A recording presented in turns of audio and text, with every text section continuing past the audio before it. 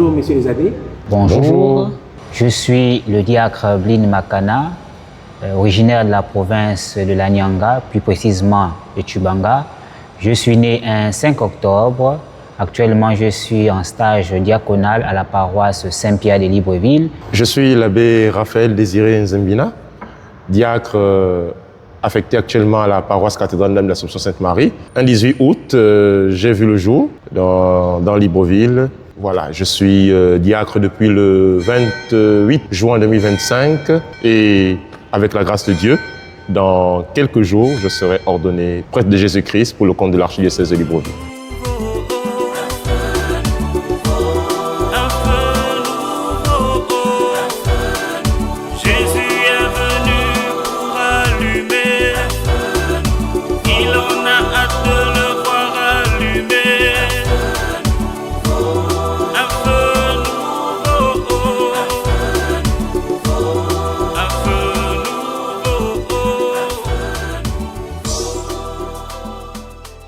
Alors, le souvenir de mon enfance qui me rapproche le plus de ma vocation est rien que le souvenir en tant que servant de messe. En tant que servant de messe, parce qu'en étant servant de messe, nous avons pu voir comment les prêtres vivent, nous avons pu voir comment est-ce que l'Église fonctionne, nous avons pu voir et contempler, je dirais même aspirer à la vocation sacerdotale. On a vu comment les servants de messe s'organisaient, les camps de vacances et tout ça là. C'est tous ces moments de jeunesse là qui m'ont effectivement permis de me dire qu'il faut effectivement rester dans l'église. Et le meilleur choix dans l'église pour moi était justement le choix de devenir prêtre. Le souvenir de mon enfance qui me rapproche de ma vocation, c'est pas un temps, c'est pas un moment, voilà, mais c'est beaucoup plus quelques années. Et ce sont mes années en tant que jeune engagé dans le groupe des enfants de chœur. Voilà. En pensant à mes années d'enfant de chœur, eh bien, je me souviens de mes moments passés avec les prêtres de ma paroisse, d'ailleurs que je salue. Pour ceux qui sont encore en vie et pour ceux qui sont partis, je prie pour le repos de leurs âmes. Voilà, donc c'est vraiment ce souvenir-là, ce temps passé avec eux, ces moments passés en leur présence, ces moments de joie, de peine quelquefois, de difficulté, mais surtout ces moments vécus avec ces prêtres-là et aussi avec d'autres enfants de chœur que je salue au passage. C'est avec qui j'ai été et ceux qui sont actuellement aux enfants de chœur. Voilà. Alors je ne dirais pas qu'il y a eu un signe particulier dans mon enfance que Dieu m'a appelé, mais je dirais que je suis que Dieu m'a appelé parce qu'après l'obtention de mon baccalauréat, avec beaucoup d'hésitation, je suis allé à l'université. Malgré ça, je ne trouvais pas mon compte. Et finalement, je me suis dit, mais quand tu étais au lycée, tu voulais bien devenir prêtre. Maintenant que tu as eu le bac, tu veux aller à l'université. Est-ce que tu ne penses pas que véritablement le Seigneur t'appelle?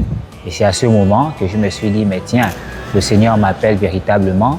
Bien qu'il y a eu des moments de doute parfois sur le cheminement vocationnel en 10 ans de formation, on peut douter, mais sûr de notre foi et de ma foi personnellement, je me suis dit que le Seigneur m'appelle véritablement. Parler d'un signe particulier, ce serait peut-être un peu trop fort. Je parlerai beaucoup plus de mes moments aux sorties de l'église. C'est-à-dire, je passe une journée avec les frères, enfants de chœur, les sœurs et tout cela. Et quand je rentrais à la maison, je sentais comme quelque chose qui manquait. Ce moment de tristesse-là. Et je me suis dit, mais en fait, peut-être que le Seigneur m'appelle à être dans l'église, à être constamment dans l'église. Et comment être constamment dans l'église? Eh bien, le choix qui se présentait à moi, et je pense est celui que le Seigneur a voulu, c'est d'être consacré, donc prêtre. Parce que c'est vraiment en rentrant chez moi, pas pour dire que je n'aimais pas être à la maison, non, mais pour dire qu'en fait, on sentait comme un sentiment de manque, quelque chose qui disparaissait et qui réapparaissait lorsque je repartais en paroisse, lorsque je restais avec d'autres enfants de chœur, avec d'autres prêtres. Et je sentais cette joie-là, cette animation-là en moi qui me poussait à rester dans les églises. En notre temps, on restait toutes les journées dans les églises, vraiment. On passait toutes les journées, on arrivait le matin, on rentrait souvent à 19h, 20h. On passait du temps avec les prêtres et voilà. Et donc, lorsqu'on rentrait, on sentait vraiment qu'il y avait quelque chose qui nous manquait. Dans mon parcours vocationnel, j'ai effectivement eu beaucoup de moments de doute, mais particulièrement 2 moments qui m'ont fortement marqué ou impressionné. Alors, lorsque je sors de mon stage canonique et que Monseigneur l'archevêque, Monseigneur Jean-Patrick Kibaba, décide de m'envoyer en études à l'Université catholique d'Afrique centrale au Cameroun, nous étions à 2. Et lorsque nous sommes partis, il n'y avait plus d'aînés. Donc je me suis posé des questions, mais pourquoi est-ce qu'on m'envoie au Cameroun? Je vais seul, je n'ai pas de parents là-bas, comment est-ce que je vais fonctionner? Donc je me suis mis à réfléchir et je me suis posé de nombreuses questions. Est-ce que vraiment il faut partir? Est-ce qu'il faut renoncer au choix de l'évêque? Toutes ces questions-là, je me les suis posées. Et en fin d'année, on devait justement recevoir le ministère du lectorat. Et lorsqu'on nous a demandé de rédiger les demandes, et moi je ne l'ai pas fait, et j'ai appelé des aînés, je peux citer comme ça l'abbé Virgile, l'abbé André, l'abbé Gaël. Et ils m'ont dit, mon petit, nous étions là-bas. Et si nous nous sommes en sortis, c'est qu'effectivement, tu peux t'en sortir. Et après cela, après avoir appelé mes aînés, c'est comme ça que notre recteur, l'abbé Jean-Paul René Ondoa, m'appelle, il me convoque dans son bureau et il me dit « Mon petit, tu ne peux pas avoir fait 5 ans de formation et dire que maintenant tu vas abandonner. » S'il fallait abandonner, il fallait le faire avant. Parvenir en théologie, on n'abandonne plus, il faut simplement avancer. Je dirais que ça, c'est l'un des moments forts de ma vie où véritablement j'ai eu un doute et je me suis dit « Est-ce que le Seigneur m'appelle ?» Et le second moment qui m'a fortement marqué, c'est à la veille du diaconat. Lorsque la publication des bancs sort, je vais dans mon sanctuaire, je me mets à genoux et je commence à prier. Je me dis, Seigneur, je serai ordonné diacre. Est-ce que je serai un bon diacre? Est-ce que je serai un diacre à la hauteur? Est-ce que je me suis posé toutes ces questions? Est-ce que véritablement le oui que tu donneras au Seigneur, ce sera un oui objectif, un oui sincère? Et dans ma prière, le Seigneur me disait, avec moi, tu peux tout, sans moi, tu ne peux rien. Et c'est sûr de cette phrase que je me suis relevé, je me suis dit finalement, c'est le Seigneur qui m'appelle et je veux le suivre. Voilà. Il y a toujours des moments de doute et des moments de combat. Je pense que la vie au séminaire, la vie dans les lieux de stage, nous font beaucoup réfléchir. Et on se demande à un moment donné, est-ce que c'est vraiment là où le Seigneur nous attend? Et oui, j'en ai rencontré dans mes temps de formation, dans mes temps de stage également, voilà, dans les paroisses. J'ai rencontré des temps de doute, de questionnement. Voilà, donc oui, il y en a eu beaucoup. Commencer à les citer, ce serait peut-être faire peur aux plus jeunes. Mais non, mais pour dire qu'effectivement, il y a des temps de doute. Mais lorsqu'il y a des temps de doute et de questionnement, je pense que l'adoration, la prière sont des éléments essentiels pour répondre à ces questions, à ces doutes. Et il faut aussi également reconnaître que dans ces questionnements, il y a, dans le cheminement vocationnel, il y a les accompagnements. On parle de l'accompagnement spirituel. Il y a des prêtres qui sont avec nous, il y a les formateurs, il y a les recteurs. Ils sont là pour nous aider à discerner, à réfléchir lorsque tout va bien, mais aussi lorsque tout va mal et lorsqu'on a des questionnements au fond de nous. Parce que s'ils ne sont pas là, eh bien, nous pouvons aller dans tous les sens. Eux, avec leur expérience, avec leur contact régulier au Seigneur, peuvent nous ramener sur le droit chemin et nous aider à discerner. Parce que quelquefois, ces moments de doute peuvent être des moments où le Seigneur nous parle pour nous dire, en fait, je ne t'attends pas là, je t'attends à tel autre endroit. Et je remercie beaucoup tous ces formateurs-là, tous ces prêtres, tous ces directeurs de stage qui m'ont aidé à répondre à l'appel de Dieu. Alors, pour moi, qui est Jésus? Je dirais comme les philosophes.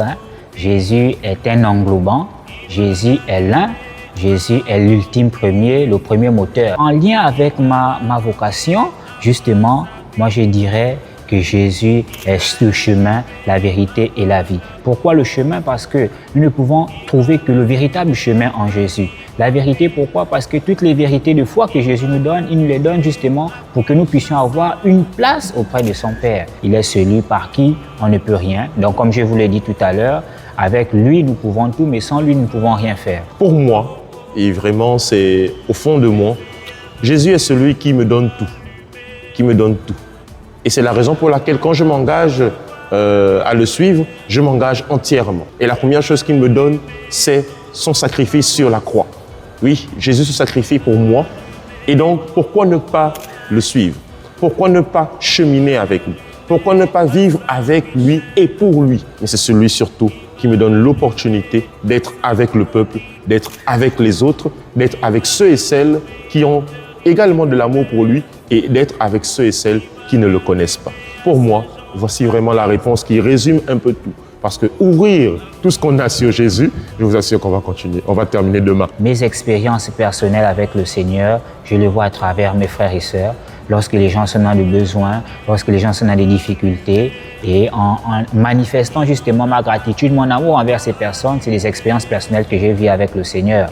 D'où ma devise d'ordination, serviteur du Christ Jésus et de son Église. Donc je vais effectivement servir Jésus, mais davantage servir l'Église, ça veut dire Jésus à travers son Église. Et l'Église ici, je vois les personnes nécessiteuses, les personnes dans le besoin, les personnes qui sont en difficulté, être vraiment celui-là qui est là pour les chrétiens, celui qui est disponible pour l'Église, celui qui est là et qui n'a qu'un seul refuge, Jésus lui-même. Un aspect de la vie du Seigneur qui m'inspire à vouloir être prêtre, je reviens là dans Matthieu 25, chapitre 25.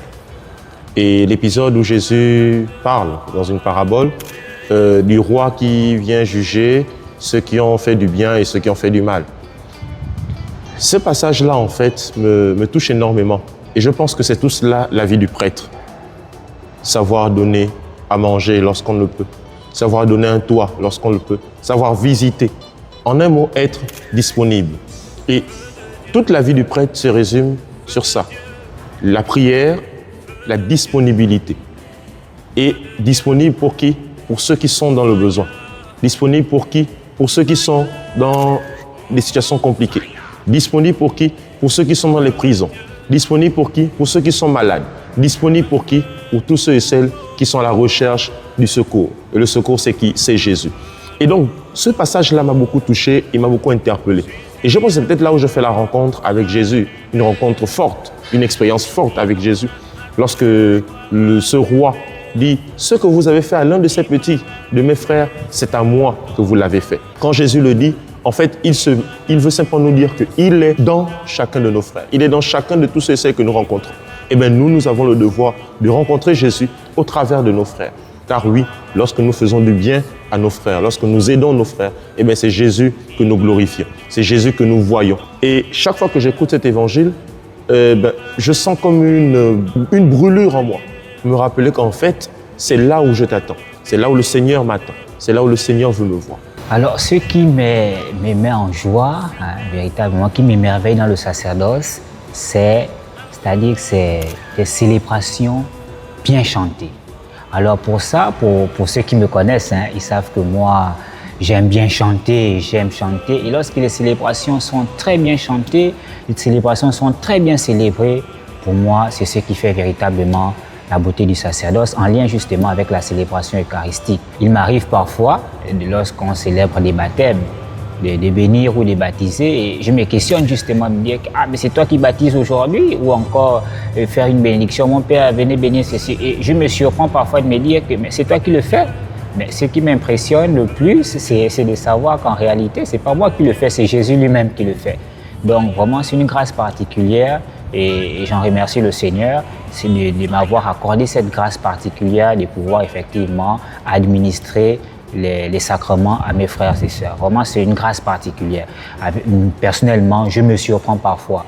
Je me pose des questions, mais c'est après que je me rends compte qu'en réalité, ce n'est pas ta petite personne, mais c'est Jésus lui-même qui administre les sacrements à son peuple. Alors, il y a toujours une joie particulière. Et la joie particulière qui m'anime, c'est de savoir que le prêtre est celui qui est capable de faire descendre Jésus. Parce que faire descendre Dieu, eh bien, il faut avoir une grâce spéciale.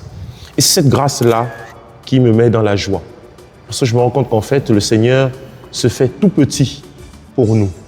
Et il se fait tout petit en passant par quelqu'un qui n'est rien. C'est vraiment cette joie qui m'anime. Savoir que tous les mystères de Dieu vont se réaliser au travers de l'humble personne du prêtre, mais aussi savoir que tous ceux que le Seigneur a choisis sont ensemble, vivre cette communion-là et vivre cette joie. Vivre également les difficultés ensemble, mais vivre surtout le grand mystère de Dieu, le mystère de joie. À l'approche de l'ordination, le sentiment qui m'habite, je dirais, c'est un sentiment normal. Donc dire que je stresse, je ne dirais pas, non, je ne stresse pas. Mon attitude est d'autant plus normale. Et même dans les préparatifs, dans l'organisation, lorsque je vois qu'il y a des manquements, ma seule solution, c'est la prière. Je prie, je dis, écoute Seigneur, c'est toi qui m'as appelé, dispose toi-même à faire selon ta volonté. Donc vraiment un sentiment normal, mais davantage un sentiment de joie, de savoir que désormais, j'aurai la grâce justement de participer au mystère du Christ en tant que prêtre, administrer les sacrements, célébrer les Eucharisties, administrer les confessions, etc. En quelques jours de mon ordination, la question qui me vient à l'esprit, c'est qu'est-ce qui va se passer? Qu'est-ce qui va se passer? Pourquoi? Qu'est-ce qui va se passer? Parce que naturellement, on connaît le passé, on vit le présent, mais on ne connaît pas l'avenir. Qu'est-ce qui va se passer? Et une réponse vient en moi, le Seigneur agira. Le Seigneur fera comme il veut. Sois juste disposé à l'accueillir et à vivre avec nous. Pour ma famille, j'aimerais dire un mot, sinon une seule chose. Avec la grâce de Dieu, votre fils sera prêtre. Sachez désormais qu'il n'appartient plus uniquement à cette famille, mais il appartient à la grande famille des enfants de Dieu. Donc je suis votre fils, c'est vrai, mais je suis davantage fils de l'Église. Et donc s'il y a des décisions à prendre, s'il y a des recours à faire, c'est bien avec le référent de l'Église, particulièrement pour notre Église locale, notre archidiocèse, qui est Monseigneur Jean-Patrick Ibaba, qui est désormais la référence à prendre sur ma personne et sur ma vie. Et à nos jeunes frères qui sont encore au séminaire ou dans les groupes et mouvements qui aimeraient devenir prêtres, je dirais une seule chose, courage, davantage, n'ayez pas peur. N'ayez pas peur, pourquoi? Parce que c'est Jésus qui nous appelle. Si vraiment Jésus nous appelle à devenir prêtres, ben nous le serons. Dans toutes les situations de notre vie, dans toutes les décisions que nous prenons dans nos vies, n'ayons pas peur parce que c'est Jésus lui-même qui est au contrôle. Et au peuple chrétien, au peuple de Dieu, j'aimerais simplement déjà vous souligner votre gratitude parce que je sais que vous priez beaucoup pour les vocations, vous priez beaucoup pour qu'il y ait des prêtres, c'est vrai, mais des bons prêtres.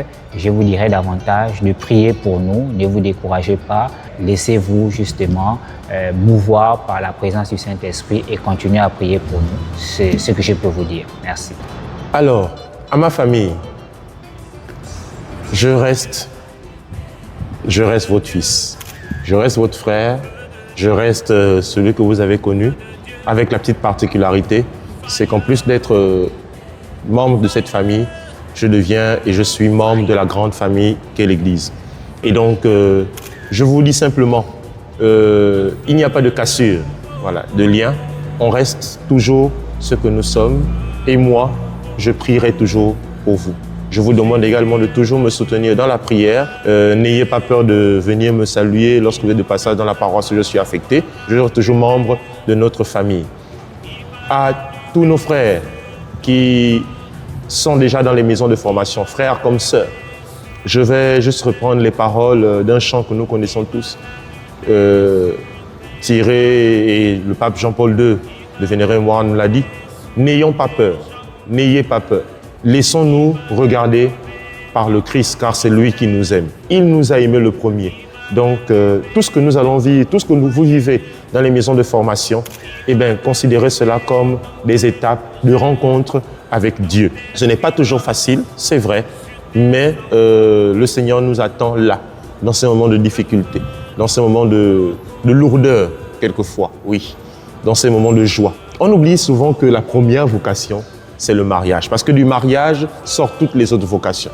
Et oui, vous aussi qui vous engagez dans le choix du mariage, eh bien, n'ayez pas peur, n'ayez pas peur. Le Christ vous attend dans le cocon familial. Le Christ vous attend dans le cercle familial. Le Christ vous attend dans votre foyer. Oui, n'ayez pas peur de vous engager devant le prêtre, devant l'Église et devant Dieu dans le mariage. N'ayez pas peur de vivre sainement et saintement votre mariage. Oui, à chacun, à vous qui vivez votre vocation, que ce soit la vocation sacerdotale, la vocation religieuse, la vocation de laïc consacré, la vocation de mariage. Oui, n'ayez pas peur. C'est là où le Christ vous attend. C'est là où le Christ vous prouve qu'il vous aime. Et c'est là où le Christ voudrait que vous puissiez le servir. Et à vous, cher peuple de Dieu, d'abord un merci. Merci parce que vous nous soutenez. Moi, tous ceux et celles qui seront consacrés, ceux qui sont en formation, ceux qui se destinent au mariage religieux. Merci parce que vous nous soutenez. Merci parce que vous priez pour nous. Et nous vous demandons une seule chose. Priez pour nous. Priez beaucoup pour nous. Car oui, nous avons besoin de vos prières. Nous avons besoin de votre soutien tout multiforme, mais aussi et surtout de votre prière et de vos conseils. N'hésitez pas de venir nous parler. N'hésitez pas de venir nous dire ce que vous pensez, ce que vous voyez. S'il y a des prêtres, c'est parce qu'il y a des fidèles. S'il y a des fidèles et baptisés, c'est parce qu'il y a des prêtres. Nous sommes complémentaires. Donc, nous sommes toujours là pour vous et vous aussi. Priez pour nous. Veillez sur nous. Aidez-nous à grandir dans notre ministère. Merci.